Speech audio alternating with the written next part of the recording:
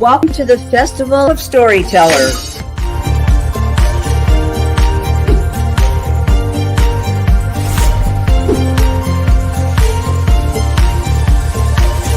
I thank everybody that's involved with this process because we know writers need readers and writers need publishers.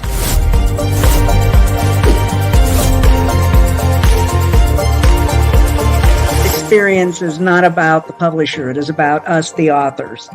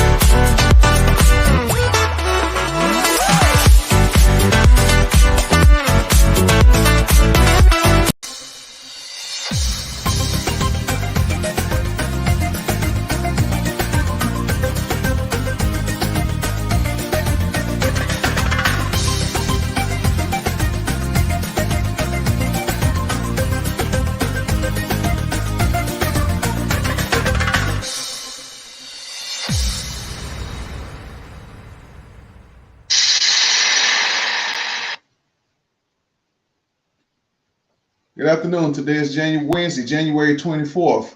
My name is Donald Welch, and I'm the author of The Love I Thought I Knew. Yesterday, we did a little recapping of what we started on Monday before I started getting to the book, where I was able to answer some of the questions that people had.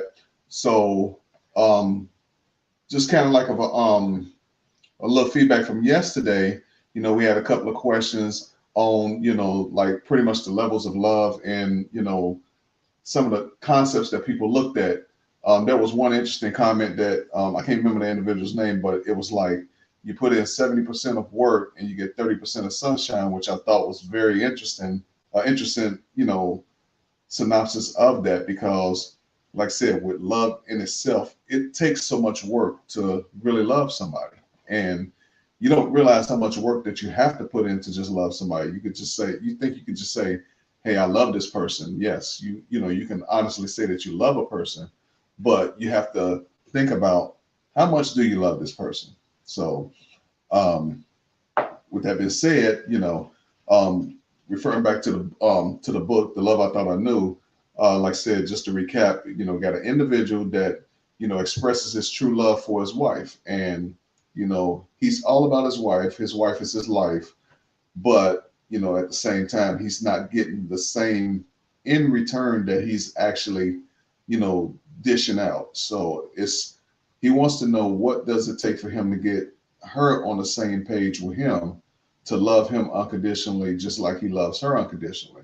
So no matter what the obstacles he was going through with her, it's just a matter of he's not going to change his thought process on how he loves her unconditionally. So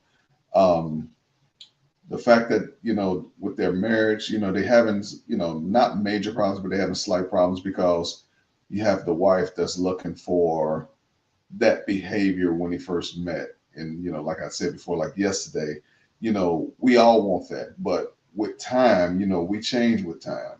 I mean, it doesn't matter whether it be your emotions or just the way you have a new perspective on thinking when it comes to life in general. So you gotta have like I say, you gotta be optimistic. You gotta have an open mind. Everybody has their own feelings about, what they feel it should be.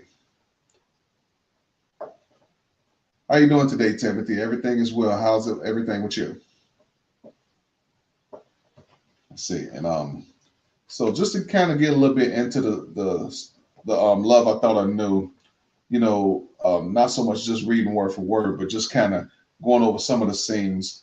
Like yesterday, just to recap again, I went over the scenes, of scene 1, what's cooking, scene 2, challenges ahead, scene 3, analyzing the situation in depth, scene 4, refreshing outlook after counseling, scene 5, unexpected turn of events, and scene 6, the harsh reality. Okay. Now, to break some of this down, starting off with the what's cooking, the first scene of the book. So you got two ordinary people, married, typically, you're living your life, you're going to have your ups and your downs. That's just part of life. You know what I mean? That's just part of life. So even with that being said, you have two individuals, they both have careers and they're trying to work around their careers, to also be able to have that time of loving each other unconditionally. I think my perception is when it comes to love, like I said, it's a learning experience every day. So you have to take it with a grain of salt. And what I mean by that is, like when you wake up in the morning, you got to think about there's probably something that you're going to learn new today, and then you wake up the next day, you're going to learn something new tomorrow, so on and so forth. You're gonna see something, you're gonna hear something, you're gonna feel something. So with all those elements, that's just part of love. So that's why love takes so much work, because you have so many different elements. You have so many different broad perspectives of what people think love is. Okay. So with the two individuals that I have in this book, like I said, you have Karen, which is the wife, her profession is she's a chef, and you have Calvin, which is the husband. His profession is physical therapist. Now, the issue that Karen has is with Calvin, it's not so much of what he's doing as a husband, it's just her insecurities are getting the best of her. So when it comes to his job in itself, he's very professional about his job, but his wife has an issue with his job, and it's not his job itself, it's his co-workers that he works with. And apparently he works with a couple of females that she's not crazy about. And not that these females did anything, that's just part of her insecurity. So he has a challenge every time he comes home. It's like, it's you gotta think, like when you walk in that door, okay, what am I gonna deal with today? What is she gonna accuse me of today? And he's also thinking in return, he's not accusing her of anything when she's coming home from work, because the last thing he wants to do is aggravate her knowing that she's been working all day. But he's not getting that same courtesy in return from her. So his challenges every day when he wake up is, how can I explain to my wife how much do I love her? Okay. And no matter what he tries, he doesn't give up. He tries one thing, doesn't work, he gets frustrated. He tries another thing, doesn't work, he gets frustrated. So he kind of gets, input from his coworkers, his friends, and stuff like that. He's trying everything that he can until he can get her to that point where, they get to at least the 50-50. Now, when I say the 50-50, before I was saying it's 70% work, 30% sunshine. So he's trying to get at least 50-50, halfway. If you figure if he got halfway, he's accomplished something. So he wants 50% of sunlight, or sunshine. He wants 50% of sunshine, and the other 50% he's going to work. His ultimate goal is to get that work percentage number much lower. To get the sunshine percent number, he wants to get that much higher. So as we go along the book like I said, what's cooking, it's all a matter of, okay, his wife's insecure, she's gonna feel the way she's gonna feel, and he's gonna keep pushing to get her to a point that she, regardless of what she say, she's gonna know that this man loves her. Okay. Now, I mean, that even also comes along with the challenges ahead.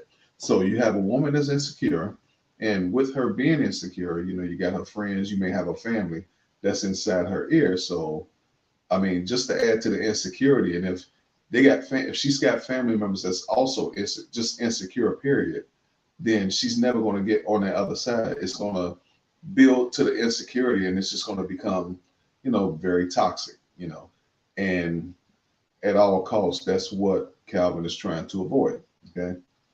When he analyzed situation in depth, he's starting to kind of like second guess himself. Is it really worth it? Because he's getting to that point because, he's becoming stressed. The work is becoming harder. And then, he's got to deal with the fact that he is a physical therapist. So you got the attitude of people when they come in, because they come into physical therapy, and then, typically if you've ever been to physical therapy, that can be challenging. That, that's also hard work. And sometimes people leave, in a good mood. Most times people leave in not such a good mood because they can be in pain. So his job in itself, he has to deal with his consumer base because either they're going to have an attitude or they're not. And if he can just get that day where they don't have attitudes, it's a win for him. Okay? Bob, what would you think would be the reddest flag when it comes to toxic relationships? I would say start watching the individual's behavior, and it could be a number of things, but one of the first things I would say is their behavior.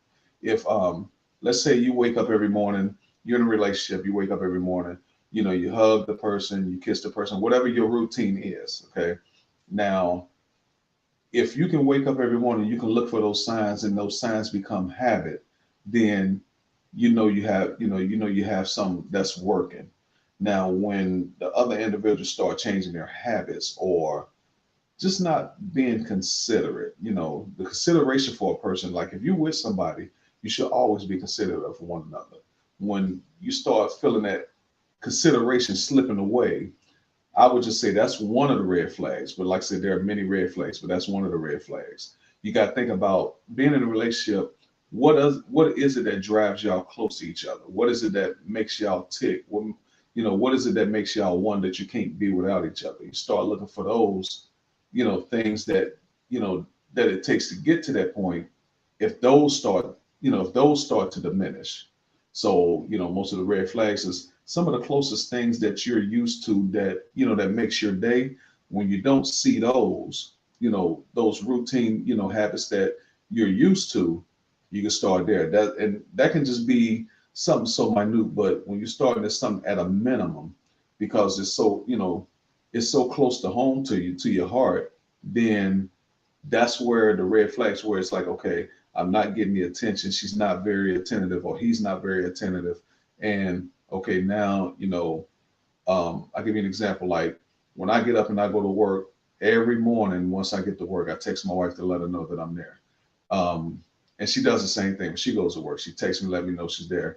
And, we know what time each of us go, get home from work, and if we have to stop to the store, whatever the case may be.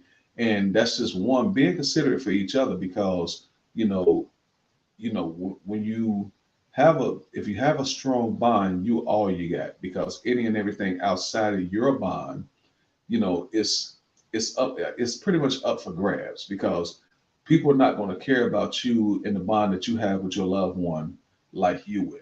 So you have to take that into consideration. Number two, one of the biggest things that people have to think about when it comes to your relationship becoming toxic is once the communication is gone. If the communication is gone, then you may have one person that's communicating where the other person is not communicating. So the one that's communicating is going to get so frustrated that they're going to end up developing an attitude, because you would think that, hey, I'm putting 100% plus into this, and I'm trying to communicate effectively. I'm trying to, kind of meet the criteria of what it takes to maintain a strong relationship. And when you have that individual that's doing all that trying, and then you have the other individual that just doesn't have a care in the world, that will, that will weigh on you. So, and that's just the human side of you. So, but like I said, when you start looking for those signs, the holding of hands, the kiss before you leave, or the hugs, whatever it is that you enjoy, once you start seeing that starts to diminish, that's where some of the biggest red flags for me is. So, and I'm pretty sure those red flags are for me. I'm pretty sure it's for other folks as well. So, but the one thing I can say, like with this particular book versus the other books that I've written, this one right here gets more into the love of relationships. Now, I do have a book that I did write called Hide Mind Happiness, and it's based almost the same way. You have a married couple, the love is there, but the only difference is with that particular book, there's no deception, there's no deceit, there's no insecurity. It's a matter of you have one individual that they love their spouse, but they was always obligated to their family. So it was like, when it comes to their family, as they would say, once you get married, you know, you forsake your family, cleave onto your spouse. Now that that's easier said than done for some folks, because even though you're in that moment and you think you're cleaving to your spouse, then you have a family member that'll call you, or whatever it is that may be that you're so used to responding to. I mean, everybody doesn't have an off switch that, it doesn't happen overnight. Sometimes that take work. If you have a significant other that understands that and knew what they were getting into before, you made that obligation to each other, then with communication, you can work on that. But at the same time, if you have the person that was always catering to their family and do not want to open up to communication, then that can also create a problem, because now the person that that's there for you, that has your best interest, when they're trying to do everything they can to help you, if you kind of like shun them away, now that individual that's putting their all in to try to help you get to the next level is going to start feeling neglected. And once you feel neglected, then you have that problem that starts to creep into, your relationship or your marriage or stuff like that. So, but even with the love I thought I knew that got more into detail about love, these were some of the obstacles that, Karen was running into, because now, with her being insecure, and then, she got so many things going through her mind, she doesn't give herself time to take a breather to think, like, this relationship or this marriage, where it started, and to start off in a relationship and then you get married. Now you've already reached the stage where you can say, hey, I was ready to take this next step with this individual. But now you done already jumped the broom per se. Now you got, okay, you're starting to second guess, should I have jumped that broom now? And like I said, a lot of that comes along with, the insecurities that you may develop. And, one of the concepts I always say about marriage is, you have people, once they're married, they feel that, other people find more interest in you after you get married versus before you got married. So, I'm pretty sure that there are many people that have went through that, where they could say, I've never got this much attention before I got married. Now that I'm married, it's like, now I'm getting this attention, now with people giving you that attention, they see something in you because you may have grown, due to the fact that once you took that responsible step and you're in a relationship, you're in a marriage, now your responsibility comes at a different level versus what your responsibility was when you were single. So, and people start, they tend to look at maturity. So they say, okay, if you have a woman that look at a man that's married and she can see actually what he has going on, then she's looking at, hey, that's what I'm looking for. Not that she's necessarily trying to break up a happy home, but it's one of them things that this is what I was looking for. And I mean, it goes the same for a man as well. So, I mean, even if a man say, I'm looking for that perfect wife, what's your definition of perfect? If the woman say, I'm looking for a perfect husband, what's your definition of perfect? It's perfect where you can say that, hey, this individual meets all the criteria that I need. They are a caring person. They got their priorities straight. They got this. And I'm talking about basic principles, basic priorities, versus hey, I want somebody that makes six figures. I want somebody, because once you start adding finances into it, now you can say, hey, I want somebody that makes six figures, and that can turn into, I want somebody that if they make six figures, I should at least get half of that, because now I have developed something. I've, created this thing that I've got the individual that makes six figures. Now here it is. I don't make six figures. Now we can afford this. So it's like before you got to that person that you was, your goal was to get that six figures. There were a lot of things that you didn't need, but now there's a certain need because you have, met and came across that individual that meets the financial standard of what you're looking for, and once the other individual gets the presumption that, or it's all about finances, that's another thing that's going to create a toxic situation, because finances is one of the biggest things that that breaks people up, because when it comes to finances. Finances is one of the things that people are going to get frustrated because one, we always think that we don't make enough money. I mean, any more money that you can put in your pocket, it's always a plus. Okay. But anytime that you feel that you get more money that you can put in your pocket, you feel that you can do more things, or that individual that see that you get more money feel that you can do more things. I mean, if you look at, I mean, the notorious B.I.G. even said it, more money, more problems. And the way I look at it when he made that quote was more money, more problems, because now people look at you as, you're more of an asset to them, whereas, you know, whatever you meant to them from the beginning doesn't mean anything. You know, it was like they may have loved you at the time because you're a caring person. Then when the materialistic side comes out of you, then it's one of them.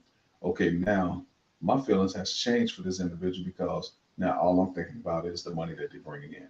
Okay, so but just to jump back into the book, um, like I said, Calvin, like I said, as we went through the story, you got Calvin that's sitting here, of course, constantly keep proving himself, and you have Karen that's constantly not, doubting what it is that she believes in. Okay, and see, Timothy, money is often a taboo in relationships. People need to look past that and be open.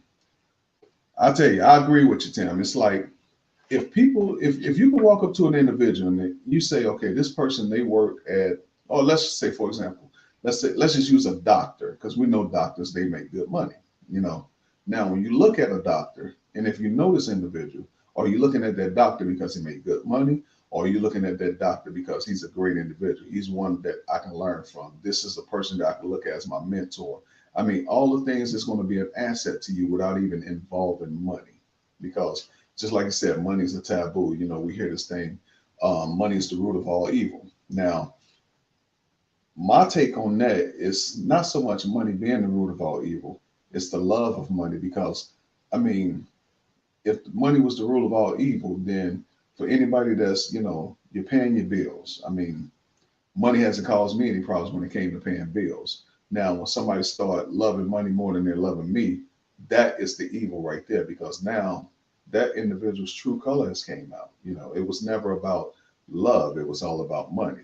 But it's like I'm going to portray this love as a cover up because I'm getting my hands on this money. You know, now would you have that portrayal if you were an individual that either didn't have money or didn't have anything to really bring to the table, but you're trying every effort to get to that point? And that's a question that's up in the air because you don't know. You don't have so much of a solid answer. The only thing you can do is you can make your determination when you're with the individual that's supposed to love you unconditionally, can show you that I'm going to love you unconditionally, whether you don't have the money or you do have the money. And it's all about their attitude. So if you got the money and their attitude doesn't change, and their attitude was, I love you unconditionally, then, we're working with something.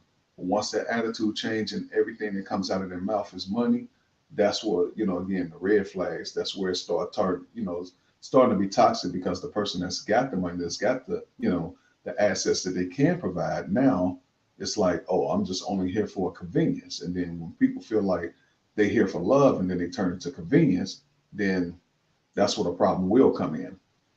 All right, comment from Kathy. Money has its uses, but when we put it above people, now that ain't right no more. I agree with you, because like I said, now you don't forget that you love this person as soon as when money comes into the picture, and it's like this person never existed. It's like, you got this person, you fall in love with him, you tell your family about this individual, like this is the one I'm going to be with the rest of my life. And then, as time goes on, it's, when people say rest of your life, I mean, you can look at it either way. It's like they say, we're not promised tomorrow, which is the true statement. We're not promised tomorrow. You can plan for the future, and you say, if I'm in my early teens or my early 20s, I'm looking for a future. I want to be 80 and I want to be 90. I want to have the grandkids. Now, if you think about it, that's 70 plus years. Now, if you can get to that point, one, it's a blessing. Two, and if you're with a significant other and you're with them for 70 plus years, you got to think about in 70 years, one, how much work that they had to put in with each other. We looking at to 70% of work, 30% of sunshine in 70 years. You got to think about that. That is a huge number. When you get to that point and somebody makes it 70 years, I'm not going to say that you're not going to have your ups and downs. 70 years tells me, because you don't see that anymore. 70 years tells me it tells me it's not all about money. Okay. Got a comment from, let me see, Sayara. I'm sorry if I pronounced your name wrong, but how do we set up boundaries with each other? Okay. You have all kind of boundaries. I mean, it just depends on, when you meet somebody, it's where you want to start. It's okay. If you meet a person on the street or in the bar or wherever you're at, it's one of them things where you say, okay, you introduce yourself, they introduce themselves, you talk a little bit about yourself. And then once you get past that, it's a matter of, okay, it's nice meeting you, the whole 9 yards. Hey, can I see you again sometime? Can we have it? See, what you do is you start, setting that up, whether, you can say to yourself, hey, I would like to find out more about this individual. So one of the ways you set boundaries is when you start, sharing information about yourself where, this is my background, this is where I'm from, the whole 9 yards. You have to set those boundaries accordingly. Okay. Let's see real quick. We got a comment from Riley. Do you have any advice on how to bring up communication? How to approach a subject, approach a subject that might be testy and all that. Well, with communication, I think the way you can bring up communication is you yourself, you have to start the communication. My thing is I'm not one of those ones that's wait for somebody to say something first before I say something. You have to, I could say you can look at it as like be the bigger person, or in order to find out what it is you're trying to find out, you have to initiate that communication. And it just depends on what it is that you want to ask. I mean, you can kind of like ask an offset question to kind of like, get them, to break the ice. So you ask icebreaker questions, how was your day? Did you see the weather? Did you see what happened on the news? Stuff like that. So when you're trying to, once you get a feel for that person, you can determine how you're going to really approach them, because now you're getting the feel of the atmosphere, you're getting the vibe, whether the vibe is positive or negative, you can make that determination on, okay, should I approach this person with what I want to ask, knowing that they may get mad, or you can always wait to a later time. Okay. Let's see, you got a comment from Chloe. The problem with some people is that when they're in relationships, they forget that the only thing you need to focus on is each other. And Chloe, that's true. You really do need to focus on each other. Me, I'm one of the ones like like my wife. I tell my wife all the time, I know what you're thinking. I don't have to really so much know what she's thinking, but I'm in tune with her. She's my heartbeat, so I am in tune with her, and she's my main focus. It's like when I come home, hey, have you eaten? What time you get off? I'm one of those ones. If you work a job, I know you're tired. Sit down. Here's your tea. Here's your whatever the case may be. Come here, let me rub your feet. That's being in tune with that individual. That means that I'm giving all my time and I'm giving all my focus to her, because when you come home from work, especially if you had a hard day, we need that. We need that. We're human. We need that. So you may have a stressful day at work. You want to be able to come home and have that comfort where you can talk to somebody and you got the person that's willing to listen to you. Okay. So getting close to the end of my session, but what I want to try to do is I want to get into, a little bit like, we like I said, talking about relationships and stuff like that now. The one thing especially with relationships, first, relationships have to be very important to you, because if the relationship is important to you, then guess what? You're gonna put your all in it automatically. Okay.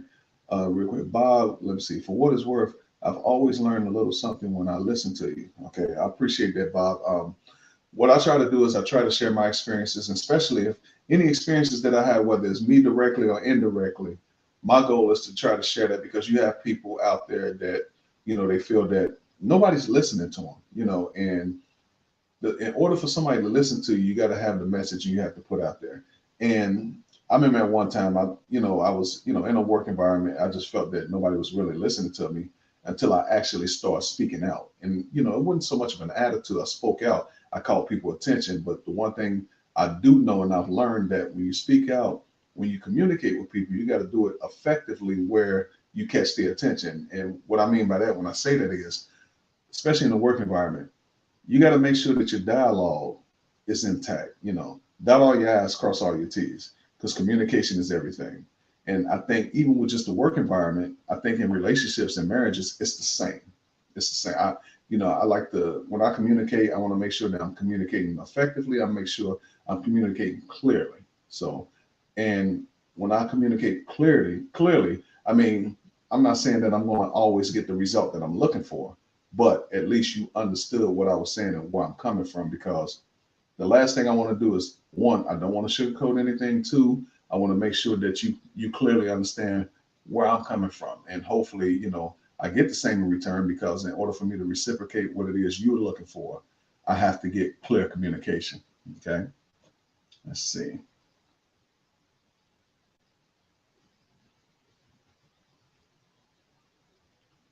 Okay, so I just want to, let you know I'm about to get wrapped up. Have like a couple minutes left. So, but I appreciate the comments, and I'm pretty much able to possibly answer some of your comments and some of your questions and stuff like that. Tomorrow, what I'm gonna do is, I know I kind of elaborated with the love I thought I knew. What I want to do is, I want to kind of share some of the other books before the weekend ends out, and just kind of give you a little rundown of what these books are about. But one thing about all my books, I use it as a self-help tool.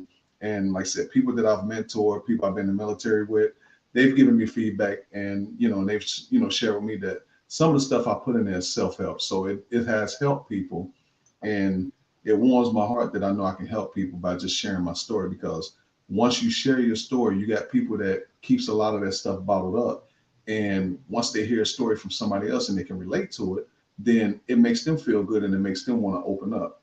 So one last thing, what I would do is, I would say, if somebody's able to touch your life in any way, shape, or form, whether they explain it to you what their story is, and if it works for you, share your story. And then when you share your story, you start feeling good about that. And if you have the time, write a book. Because when you share a story, that means you already got a story. All you got to do is put it down on pen and paper. And then once you put it on pen and paper and you read it and it makes sense, let's get it published. Okay. That's all I have for now. And I would like to thank everybody that that set in to listen to me. And like I said, tomorrow I'm looking at going over my other books, and I'll share a couple other things that I do other than just write, because I'm an author and I'm also doing other things on the side as well. So y'all take care and enjoy yourself. God bless.